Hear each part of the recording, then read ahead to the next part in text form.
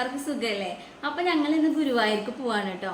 ഒരു കല്യാണത്തിന് വേണ്ടിയിട്ട് പോവാണ്. കല്യാണമൊക്കെ ഓൾറെഡി തീർന്നതാണ്. പക്ഷെ അവർക്കൊരു വഴിപാടുണ്ടായിരുന്നു ഗുരുവായൂർ വെച്ച് കെട്ട് നടത്താൻ.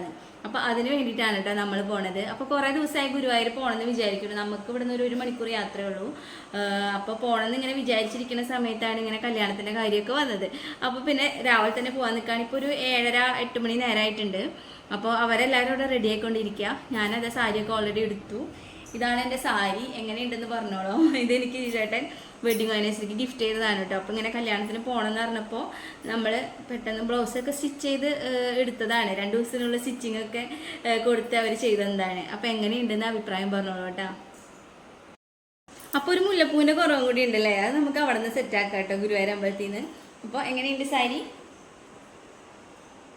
3/4 മണിക്കൂർ കൊണ്ട് തന്നെ അങ്ങനെ ഞങ്ങൾ അവിടെ എത്തിയിട്ടുണ്ട് കേട്ടോ. ശരിക്കും പറഞ്ഞത് ഒരു വലിയ അനുഗ്രഹമായിട്ട് തോന്നാറുണ്ട്. ഗുരുവായൂർ അമ്പലത്തിൻ്റെ 3/4 മണിക്കൂർ ഡിസ്റ്റൻസിൽ നമ്മുടെ വീട് വരിക എന്നുള്ളതൊക്കെ വലിയ അനുഗ്രഹമായിട്ട് തോന്നാറുണ്ട്. ശരിക്കും പറഞ്ഞാൽ ഒരുപാട് ആൾക്കാർ ഒരു വട്ടമെങ്കിലും ഒന്ന് വരിക ഗുരുവായൂരപ്പനെ കാണാമെന്നൊക്കെ ആഗ്രഹിക്കുന്നുണ്ടാവുമല്ലോ. അപ്പോൾ നമുക്കങ്ങനെ ഒരു ഭാഗ്യം കിട്ടിയതിൽ വലിയ അനുഗ്രഹം തോന്നാറുണ്ട് കേട്ടോ എനിക്ക്. അപ്പോൾ അത്യാവശ്യം നല്ല തിരക്കുണ്ട് കേട്ടോ റൂട്ടിലൊക്കെ. പിന്നെ ഈ പണിയും കാര്യങ്ങളൊക്കെ നടക്കുന്നതുകൊണ്ട് ഇടയ്ക്ക് ഒരു റൂട്ട് മാറ്റി വിടാറുണ്ട്. പിന്നെ അമ്പലത്തിലെ തിരക്കിനനുസരിച്ച് പാർക്കിങ്ങിലും വ്യത്യാസം വരാറുണ്ട് കേട്ടോ. അപ്പോൾ ഞാൻ അങ്ങനെ അവിടെ എത്തി. അപ്പോൾ ശരിക്കും എൻ്റെ ലൈഫിൽ ഒരുപാട് സന്തോഷമാണെങ്കിലും സങ്കടങ്ങളാണെങ്കിലൊക്കെ വരുന്ന സമയത്ത് ഞാൻ ആദ്യം ആലോചിക്കുന്ന ഒരാളാണ് കേട്ടോ ഗുരുവായൂരപ്പനെ പറയുമ്പോൾ. അതിനുള്ളൊരു ഉത്തരം അത് ആലോചിക്കുന്ന സമയത്ത് തന്നെ എനിക്ക് തരാറുമുണ്ട് ഭഗവാൻ. ശരിക്കും ഇപ്പോൾ ഈ ചാനൽ തുടങ്ങിയത് തന്നെ പറയാം. ചാനൽ തുടങ്ങിയ സമയത്ത് നമുക്ക് നെഗറ്റീവായിട്ടുള്ള പല ആളുകളും ചില നെഗറ്റീവ് കമൻറ്റുകൾ പറയുമല്ലോ. അപ്പോൾ എനിക്കതിൽ തോന്നിയതുള്ളത്, ഇപ്പോൾ ഒരു കുഞ്ഞപ്പേട്ടനൊരു തട്ടുകട തുടങ്ങാമെന്നുണ്ടെങ്കിൽ, അല്ലെങ്കിൽ സുമതി ചേച്ചിക്ക് പഠിച്ച് ടീച്ചറാവാന്നുണ്ടെങ്കിൽ, അല്ലെങ്കിൽ ഔസേപ്പേട്ടന് വിമാനം പറത്താന്നുണ്ടെങ്കിൽ, നമ്മൾ വീട്ടമ്മമാർ നമ്മുടെ കയ്യിലുള്ള ഫോണും നമ്മുടെ ഡാറ്റ ഉപയോഗിച്ചിട്ട് നമ്മളെ ഒരു ചെറിയ സന്തോഷത്തിന് വേണ്ടിയിട്ട് ഇങ്ങനെ ഒരു യൂട്യൂബ് ചാനലൊക്കെ തുടങ്ങിയതിൽ എന്താ തെറ്റുള്ളതല്ലേ? അത് ഞാനിങ്ങനെ ആലോചിക്കാറുണ്ട് കേട്ടോ. ചിലവരുടെ മനസ്സിൻ്റെ കുഴപ്പമാണ്, അത് ചിന്തേൻ്റെ രീതികളാണ്. പക്ഷെ അങ്ങനെയുള്ള ഉത്തരങ്ങളൊക്കെ എനിക്ക് ഭഗവാൻ തരാറുണ്ട് കേട്ടോ ഓരോന്ന് ആലോചിക്കുന്ന സമയത്ത്. അപ്പോൾ കുറച്ച് മുല്ലപ്പൂവൊക്കെ വാങ്ങി. ശരിക്കും സാരി എടുക്കാമെന്ന് പറയുമ്പോൾ മുല്ലപ്പൂ വയ്ക്കുക എന്നുള്ളതൊരു ട്രഡീഷനാണല്ലോ. അപ്പോൾ അവിടെ എത്തിയപ്പോൾ ഗോപുരത്തിൻ്റെ പണിയൊക്കെ കഴിഞ്ഞിട്ടുണ്ട് കേട്ടോ. ഓരോ പ്രാവശ്യം വരുമ്പോഴും ഇവിടെ ഓരോ മാറ്റങ്ങളാണ്. പ്രാവശ്യം വന്നപ്പോൾ നല്ല തിരക്കുണ്ട് കേട്ടോ. കല്യാണങ്ങൾ കുറേ നടക്കുന്നുണ്ട്, അരങ്ങേറ്റം നടക്കുന്നുണ്ട്, പിന്നെ സ്വാമിമാരെ തിരക്കുണ്ട്, പിന്നെ വെക്കേഷൻ ആയതുകൊണ്ട് ആ തിരക്കുണ്ട്. ശരിക്കും ചുറ്റമ്പലത്തിൻ്റെ ഉള്ളിൽ കയറി തൊഴാനുള്ള ക്യൂ ആണ് കേട്ടോ കാണുന്നത്. സാധാരണ ഞങ്ങൾ വന്നാൽ ഡയറക്റ്റ് കയറി പോണതാണ്. പിന്നെ നമ്മൾ ക്യൂ നിൽക്കാനൊന്നും നിന്നില്ല, കല്യാണം കൂടാൻ വന്നതാണല്ലോ. അപ്പോൾ ജസ്റ്റ് നടേൻ്റെ അവിടെ പോയി നിന്ന് തൊഴാമെന്ന് വിചാരിച്ചു. 10 മണിക്കാണ് മുഹൂർത്തം ഉണ്ടായിരുന്നത്.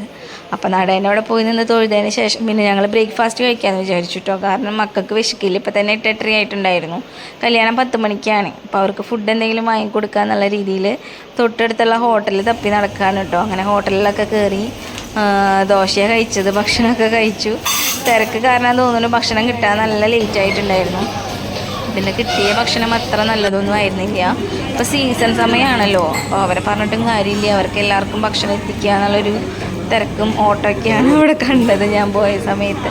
പിന്നെ ഞങ്ങൾ കല്യാണ ചെക്കനെയും പെണ്ണിനെയൊക്കെ കണ്ടു കേട്ടോ. അവർ മലപ്പുറത്തുനിന്നും കോഴിക്കോട് നിന്നൊക്കെ രാവിലെ പോകുന്നതാണ് കല്യാണത്തിനായിട്ട്. കല്യാണം ഓൾറെഡി തീർന്നതായിരുന്നു. പിന്നെ അവിടെ വഴിപാട് ഗുരുവായൂർ വെച്ച് കല്യാണം നടത്താമെന്നുള്ളൊരു വഴിപാട് നേർന്നിട്ടുള്ളതുകൊണ്ട് പിന്നെ ഇവിടെ കെട്ട് നടത്താൻ വേണ്ടിയിട്ട് വന്നതാണ് കേട്ടോ. ചെക്കൻ്റെ വീട് കോഴിക്കോടും മലപ്പുറത്ത് പെണ്ണിൻ്റെ വീടായതുകൊണ്ട് അവിടെ നിന്നും വന്ന ആൾക്കാരാണുള്ളത്. വളരെ കുറച്ച് ആൾക്കാരെ ഉണ്ടായിരുന്നുള്ളൂ കേട്ടോ. അടുത്തുള്ള കുറച്ച് ആളുകൾ മാത്രം ഉണ്ടായിരുന്നുള്ളൂ. നമ്മുടെ തറവാട്ടിൽ തന്നെ പാപ്പന്മാരാണ് കേട്ടോ അത്. പിന്നെ ചെറിയമ്മമാർ, പിന്നെ അനിയത്തിമാർ, അങ്ങനെ എല്ലാവരും ഉണ്ടായിരുന്നു. അവിടെ അരങ്ങേറ്റം നടക്കുന്ന കണ്ടിട്ടോ. എൻ്റെ വലിയൊരു സ്വപ്നമായിരുന്നു ഗുരുവായൂർ അമ്പലത്തിൽ ഗുരുവായൂരപ്പൻ്റെ മുന്നിൽ അരങ്ങേറ്റം കഴിക്കുക എന്നുള്ളത്. ഡാൻസൊക്കെ ഞാൻ കുറച്ചൊക്കെ പഠിച്ചിട്ടുണ്ട് കേട്ടോ. പിന്നെ അരങ്ങേറ്റം നടത്താൻ പറ്റിയില്ല. കാരണം ഒരുപാട് പൈസയും കൂടെ വേണ്ട ഒരു സംഭവമാണല്ലോ. ആ സമയത്ത് വീട്ടിൽ അതിനുള്ള സാഹചര്യം ഇല്ലാത്തതുകൊണ്ട് അരങ്ങേറ്റം നടത്താൻ പറ്റിയില്ല. അപ്പം അന്ന് ഇതൊരു നടക്കാത്ത സ്വപ്നമാണ്.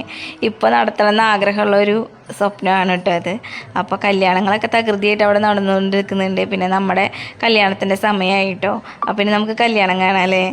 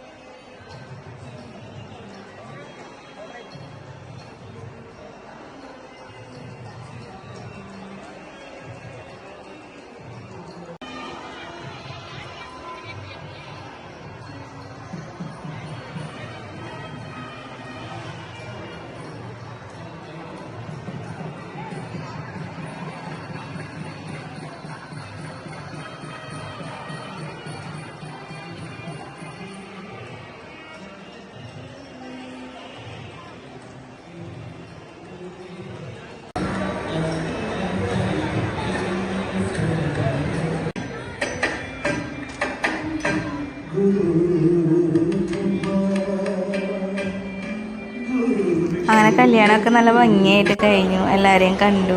ഈ കുഞ്ഞുമണീനെ കണ്ടതിന് എനിക്ക് ഭയങ്കര ഇഷ്ടമാണ് കേട്ടോ. പാപ്പൻ്റെ മോളുടെ മോളാണ് കേട്ടോ. പിന്നെ കല്യാണമൊക്കെ കൂടിയതിന് ശേഷം ഞങ്ങളെല്ലാവരും കുറച്ച് നേരം അവിടെ സ്പെൻഡ് ചെയ്തു.